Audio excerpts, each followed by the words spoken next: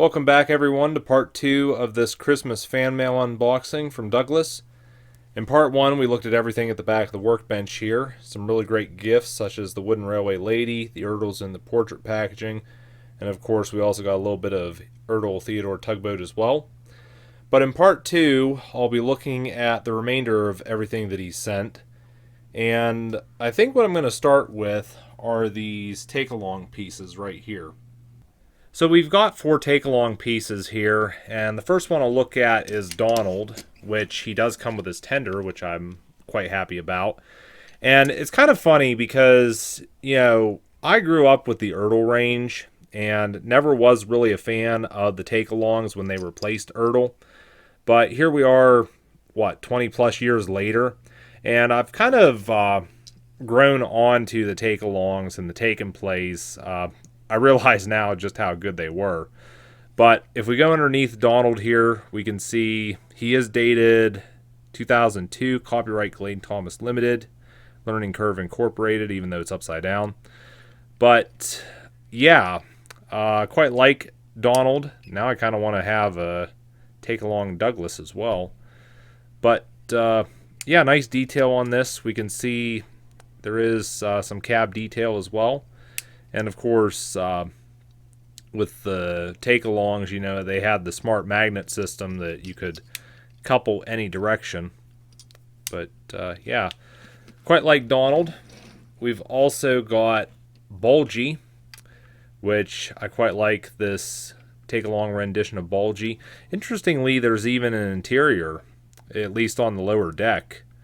I don't believe he might have a driver's seat. I'm not exactly sure. Face, yep, that's definitely Bulgy. Little details around. I really like the attention to detail with the interior. The fact that they even bothered with it instead of just blacking out the windows. Join the Anti-Rail League.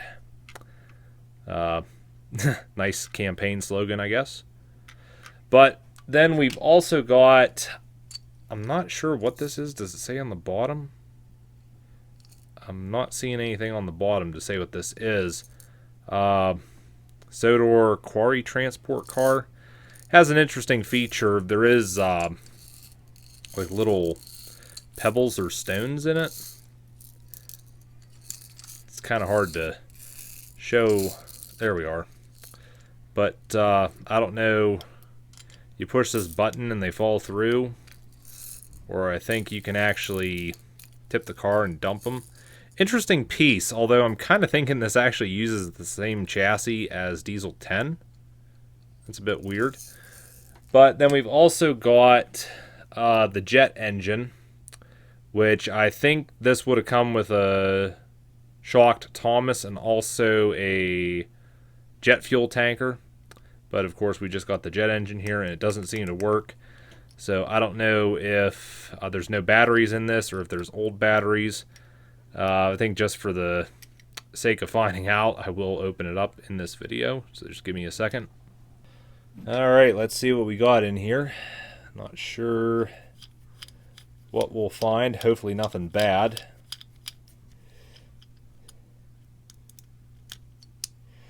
Ooh, that is not good.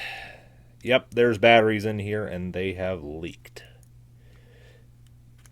See if I can get these out and see how bad the damage is.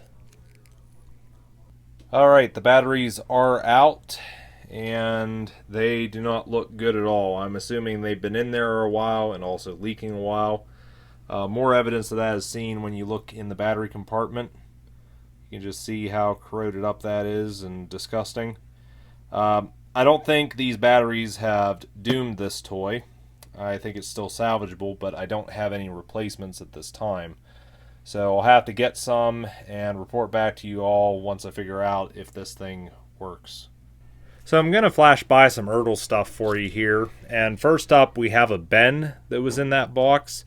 And I believe this would have been a later one because the face is part of the casting and it's painted.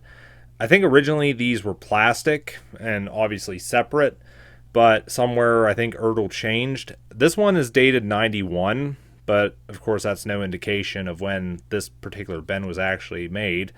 Bill is missing in action. But then we've also got 2 of these cursed Tidmouth milk tankers. I've got so many of these Ertl tankers. I've got several milk tankers, several tar tankers, several fuel tankers. I've also done several customs with tankers.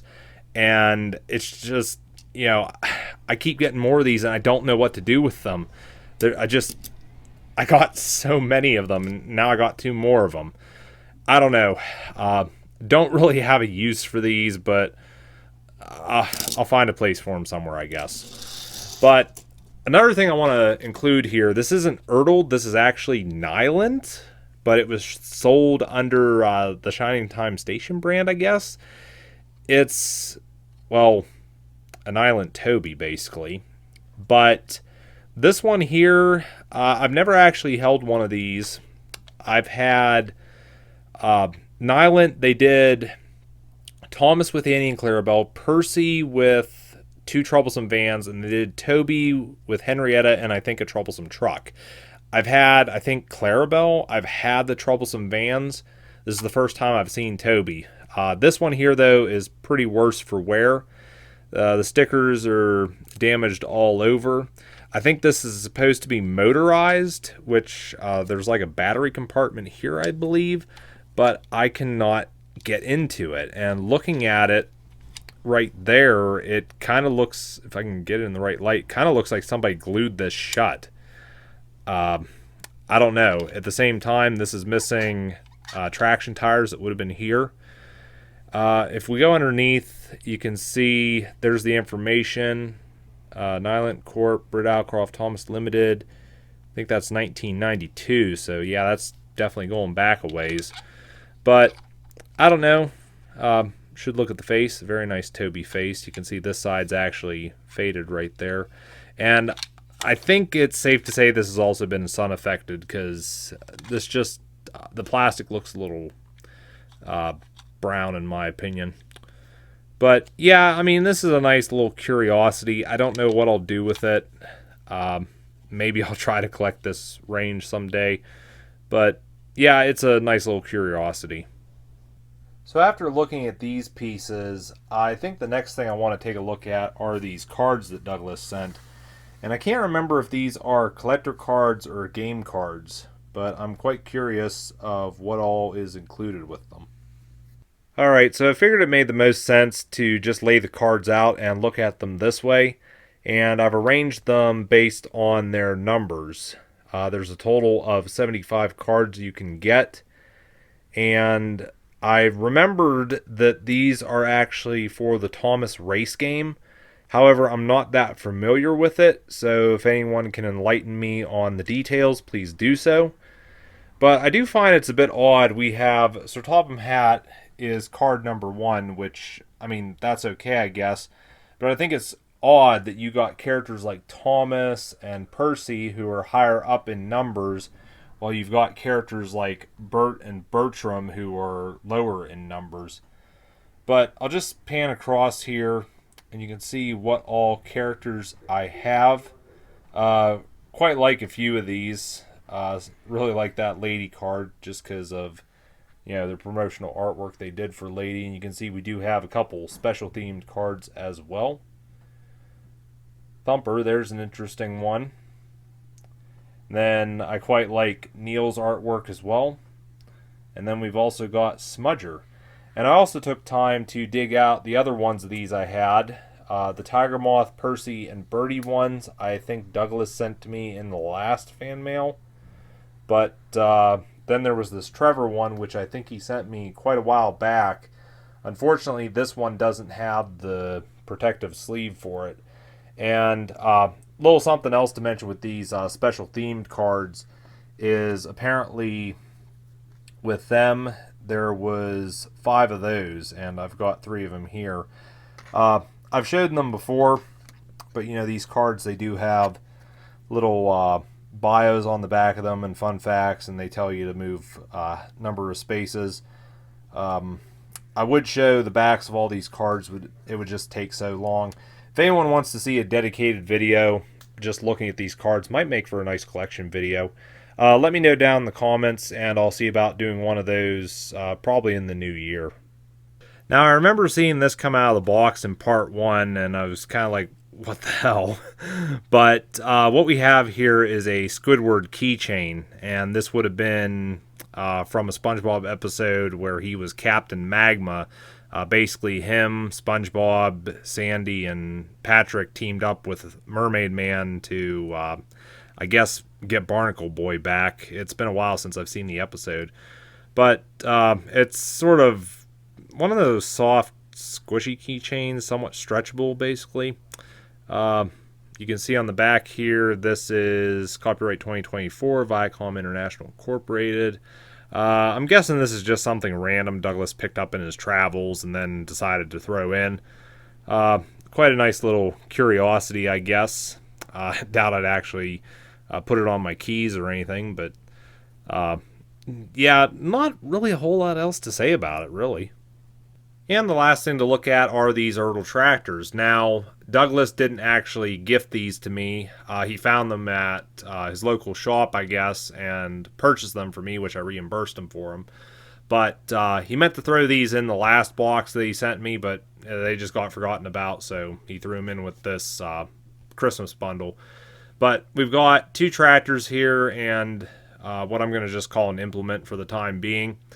And yeah, for those that know the Ertl Thomas line, this is what the Ertl company does these days. Farm toys and a mix of some other stuff as well.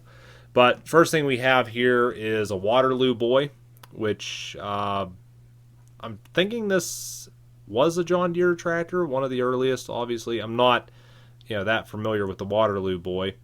But interesting fact for you guys, these rear wheels, these were used on the Ertl Trevor. But you can see this has a lot of nice little detail. I think this casting is rather old, though, but Ertl's still producing it today. Then we've also got this case tractor, which I still don't know the model of this, but actually got one of these in the last unboxing, which I'll bring that in so you guys know I'm not playing tricks here.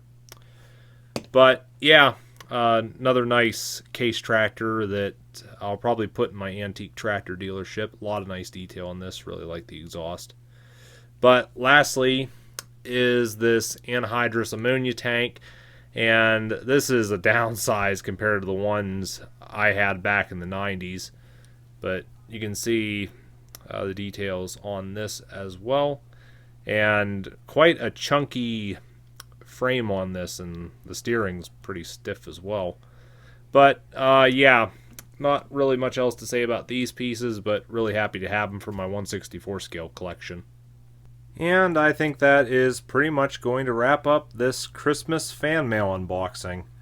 Give you guys a quick recap. This is another look at everything that was in that box of goodies. And yeah, it's definitely a good Christmas with all this stuff. Really happy with all these great gifts, and really appreciative to Douglas for sending all these along. Douglas, if you're watching this right now, I did send a package your way. I'm sure it'll be there before the holiday, but hopefully you'll find some good goodies in that as well. And also want to give a big thank you to Douglas for his continued support and viewership on the channel. These unboxings would not be possible without him. Of course, I've got many others who have sent me fan mail as well. But anyways, I think that is going to be it for this video. I want to thank everyone for watching, and again, thank you to Douglas for sending me these great gifts.